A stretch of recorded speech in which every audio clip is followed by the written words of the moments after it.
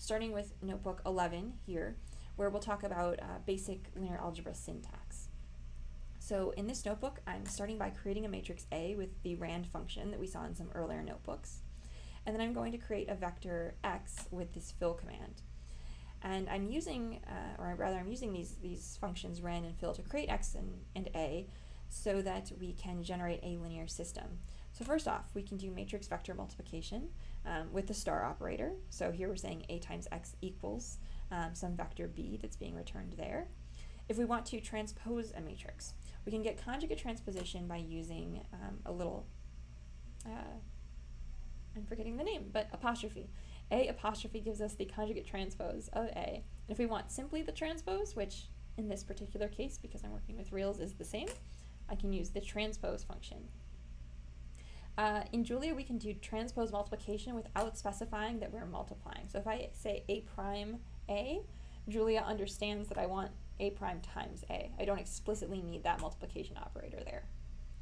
And then to solve linear systems in Julia, we can use this backslash operator. So if I say A backslash B, I'm going to solve for x, and this will work independent of, oh no, this is what happens when you generate random matrices and then rely on them. So if I generate a new matrix, chances are this will not happen again. There's my new linear system. If I try to solve now, okay, this time I did not generate a singular matrix randomly. I generated something else. So here, we're able to use the backslash to solve ax equals b for x. And we can use the backslash to solve linear systems even when we're working with non-square linear systems. So for example, if we now generate this matrix called A tall, which has more rows than columns, I can solve A tall backslash b for my solution via least squares solution with the same backslash operator. Similarly, let's say that I was working with a rank-deficient linear system. What I mean by that is that here I've created a vector v, and then I've created a matrix that has as each of the columns that same vector v. So this system is rank-deficient, and if I solve with the backslash operator here, now I'm just getting whatever the minimum norm least squares solution is. And similarly, we'll get the minimum norm least squares solution if we're working with a short matrix A, or one that has more columns than rows. And again, just use the backslash there to solve. One of the things that's mentioned here is that there's now the linear algebra functionality within Julia is now stored within this standard library called LinearAlgebra, which we will need to import or load for some more complicated linear algebraic expressions, as we'll see in the next notebook. So the final notebook to our tutorial is this notebook 12, which shows some more fun linear algebra things. So notebook 12, factorizations and other fun, we're going to talk about factorizations.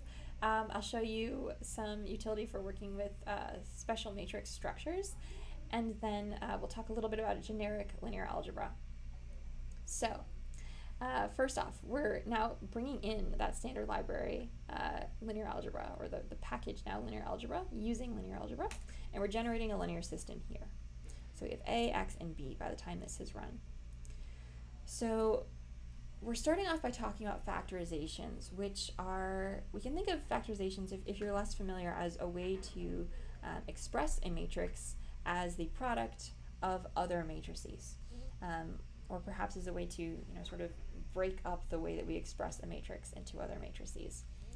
So we'll start by talking about an LU factorization, where the formula for an LU factorization is shown here. And the idea is that we start with a matrix A, we want some other way to express A, and so we express A as the product of the matrices L, a lower triangular, and U, an upper triangular matrix, and then also this permutation matrix P.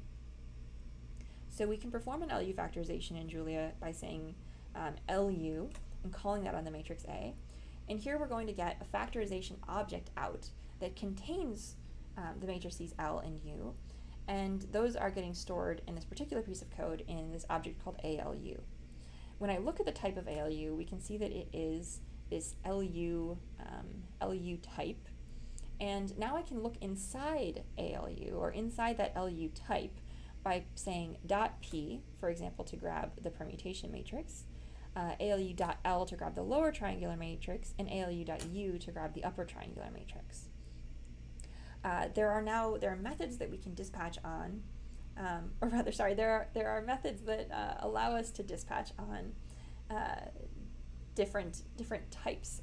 So we can, for example, solve our linear system by calling the backslash operator here, saying a backslash b, as we saw before, or if we call the backslash operator here, we are dispatching on the type of ALU, which is a factorization object, to use the factorization we've already done to solve the same linear system. Similarly, just as we could grab a determinant in Julia by saying det on a matrix, we could call det on a matrix factorization object and get the same output. Now, the syntax for working with a QR factorization and generally other factorizations in Julia will look similar to the syntax that we just saw above. Here, the function call for performing a QR factorization is QR, and again we're going to get a factorization object out, which will contain the matrices that we're interested in, the matrix Q and the upper triangular matrix R. And we can reach inside AQR, which is our factorization object, to grab the matrix Q by saying AQR.Q, and we can grab the matrix R like so.